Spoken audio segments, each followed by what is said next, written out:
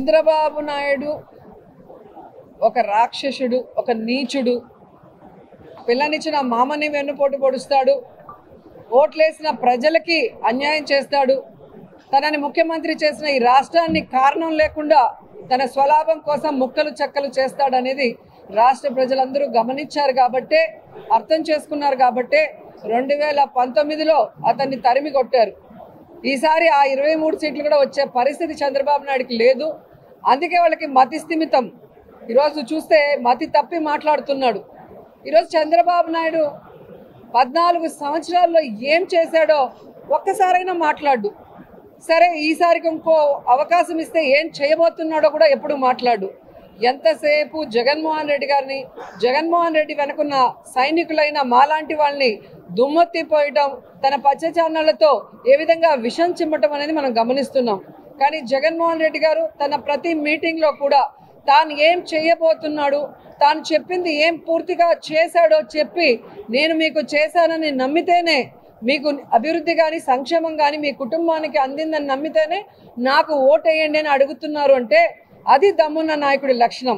తాను పని చేశాడు, 100% ప్రజలకి సంతోషాన్ని, అలాగే సంక్షేమాన్ని, అభివృద్ధిని అందించాడు కాబట్టి అంత ధైర్యంగా అడగగలుగుతున్నాడే తప్ప చంద్రబాబు నాయుడు లాగా కుంటి సాకులు చెప్పి తప్పించుకోలేదు.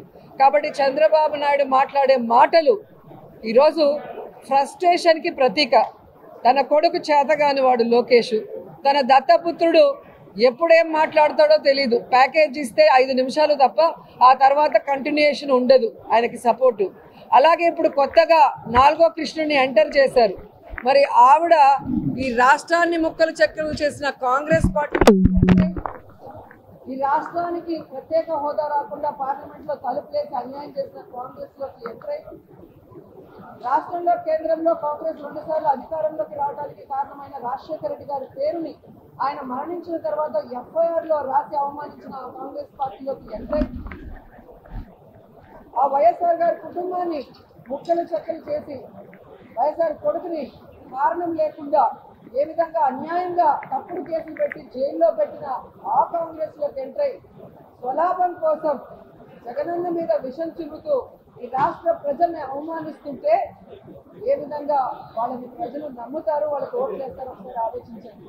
కాబట్టి పక్క రాష్ట్రాల్లో ఓట్లు పెట్టుకొని, పక్క రాష్ట్రాల్లో కాపురాలు చేసుకుంటూ, పక్క రాష్ట్రాల్లో కోవిడ్ సమయంలో హ్యాపీగా సేఫ్గా ఉంటూ, ఎలక్షన్స్ వస్తే సంక్రాంతి వస్తే డూడు బస్సులు వచ్చినట్టు ఆంధ్రప్రదేశ్కి వచ్చి జగన్మోహన్ రెడ్డి గారి గురించి అవాకులు చవాకులు పెడితే జనాలు వీళ్ళందరినీ కూడా తొందరలో హైదరాబాద్కి పట్టగట్టి పార్సల్ చేస్తారని కూడా ఈ సందర్భంగా తెలియజేసుకుంటున్నారు.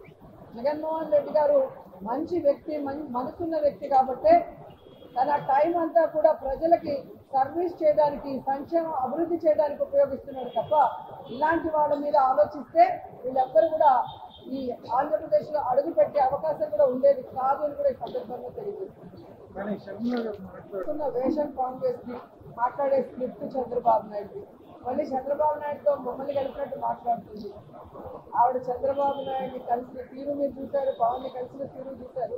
కాబట్టి ఈరోజు ఆమె మాటలకి క్రెడిబిలిటీ లేదు అనేది కూడా స్పష్టంగా చెప్తున్నాను. రాజశేఖర రెడ్డి గారి బిడ్డగా ఉన్నప్పుడు ప్రేమ అభిమానం ఉంటుంది రాజశేఖర రెడ్డి గారి అభిమానులకి. ఆమె తెలంగాణలో పార్టీ పెట్టినప్పుడు జాలి ఉండేది, పాపం ఈవిడ ఎండల్లో తిరుగుతుంది అనే ఉండేది. కానీ ఎప్పుడైతే ప్రజలు అసహించుకునే కాంగ్రెస్ని, ప్రజలు తరిమేసిన కాంగ్రెస్లో చేరి ఈ రాష్ట్రానికి మంచి చేస్తున్న వైఎస్ఆర్ కాంగ్రెస్ పార్టీకి నష్టం చేకూర్చాలనుకున్నప్పుడు షర్మిల మాటలకి అర్థం లేదని కూడా ఈ సందర్భంగా తెలియజేసుకుంటున్నారు. ఎందుకంటే షర్మిల గారు తెలంగాణలో పార్టీ పెట్టినప్పుడు స్పష్టంగా చెప్పింది, నేను ఇక్కడే పుట్టాను, ఇక్కడే చదువుకున్నాను, ఇక్కడే పెళ్లి చేసుకున్నాను, నా ప్రాణం ఉన్నంత వరకు ఈ తెలంగాణ ప్రజలకి కష్టం వచ్చినా నష్టం వచ్చినా అండగా ఉంటానని చెప్పింది. మరి అలాంటి బిడ్డ ఈరోజు ఆ పార్టీని కాంగ్రెస్లో విలీనం చేసి తెలంగాణని గాలి వదిలేసి ఆంధ్రప్రదేశ్లో వచ్చి మళ్ళీ కొత్త అవతారం ఎత్తితే ఏ విధంగా గౌరవం ఉంటుంది, మాటకి క్రెడిబిలిటీ ఉంటుంది. ఈరోజు జగన్మోహన్ రెడ్డి గారు చూడండి, పావురాల గుట్టలో ఇచ్చిన ప్రామిస్ని ఫుల్ఫిల్ చేయడానికి ఎన్ని అవమానాలు, ఎన్ని కష్టాలు, ఎన్ని తప్పుడు కేసులు పెట్టి జైల్లో పెట్టినా ఏ రోజు కూడా ఎవరికి కమిట్ అవ్వలేదు, ఎవరికి తల ఉంచలేదు. ఈ రోజు వరకు ఎవరితో కలిసి పొత్తు పెట్టుకొని ఎన్నికలకు వెళ్ళలేదు. కాబట్టి ఎవరో ఏదో చెప్తే ప్రజలు నమ్మేస్తారనుకుంటే అది పిచ్చి, వాళ్ళ పిచ్చి. జగనన్న ఎవరితో పొత్తు పెట్టుకోవాల్సిన అవసరం లేదు, అది స్పష్టంగా ఆయన అనేక సార్లు చెప్పారు. భవిష్యత్తులో కూడా కేంద్రంలో ఎవరు అధికారంలోకి వస్తారో వాళ్ళు రాష్ట్ర ప్రయోజనాలకి సపోర్ట్ చేస్తే వాళ్ళకి బయట నుంచి సపోర్ట్ చేస్తారని చెప్పడం అనేది కూడా మీరు గమనించారు. మద్యపాన నిషేధం అక్కలారా చెల్లెళ్ళారా వచ్చిరంటే మద్యపాన నిషేధం అన్నాడు. చేసాడా? ఇది హామీ నెరవేర్చావా? చేయలేదే.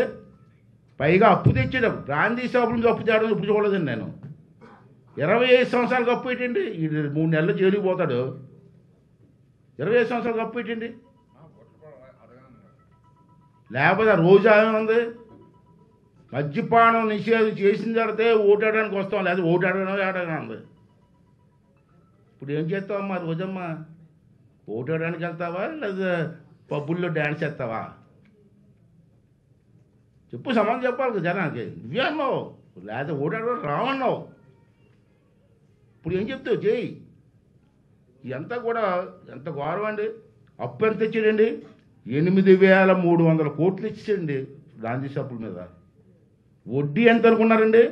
9.62% వడ్డీ తెచ్చాడండి. తీర్చే టైం ఎంత అనుకున్నారండి? 25 సంవత్సరాలండి. 25 సంవత్సరాలు అప్పు తీసేస్తాడా?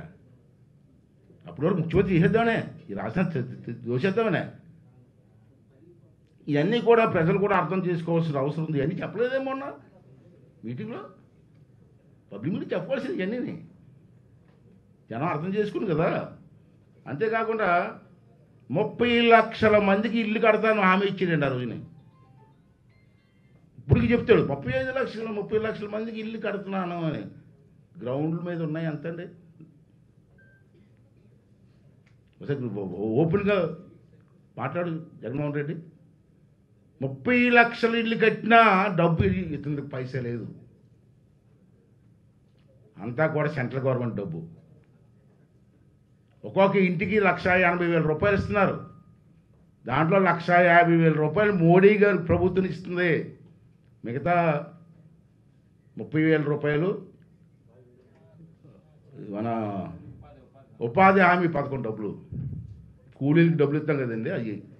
అంటే మొత్తం 1,80,000 రూపాయలు కేంద్ర ప్రభుత్వం ఇస్తూ ఉంటే నేను ఇచ్చాను చెప్పడం సిక్కుండవు కదా. మోదీ గారి కొడుకు పుడితే నా కొడుకు అంటే కొడుకు ఏమో ప్రధానమంత్రికి పుట్టాడు, నా కొడుకుని ముద్దు పెట్టుకుంటాడు. ఈ డబ్బు అంతా అతుంది కేంద్ర ప్రభుత్వం.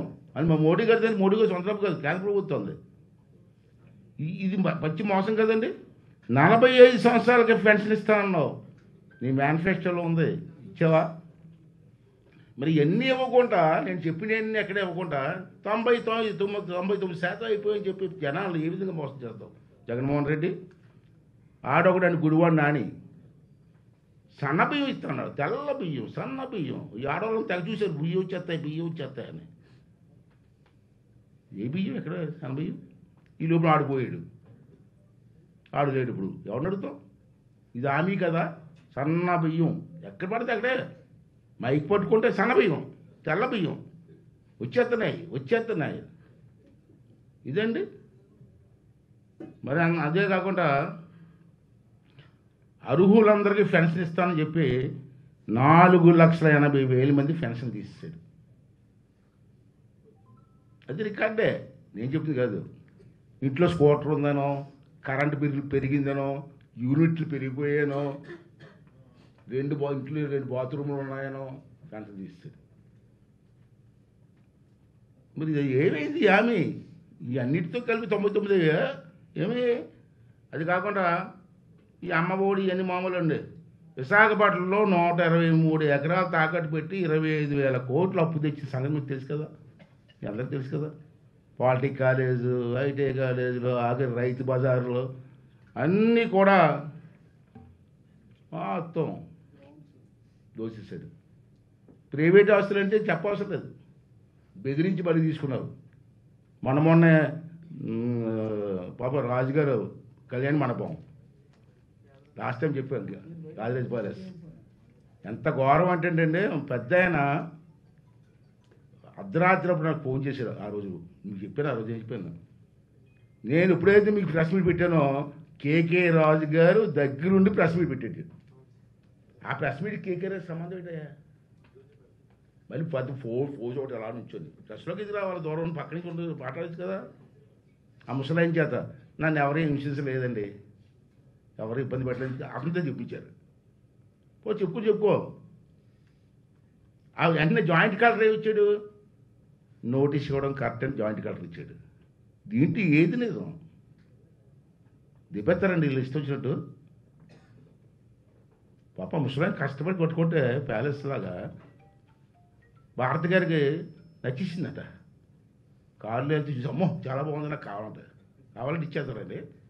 దిపెత్తారా? ఏంటండి ఇది పరిపాలన విధానం? ఒకసారి అర్థం చేసుకోవాల్సిన అవసరం ఉందని చెప్పి మనం చేస్తున్నానండి.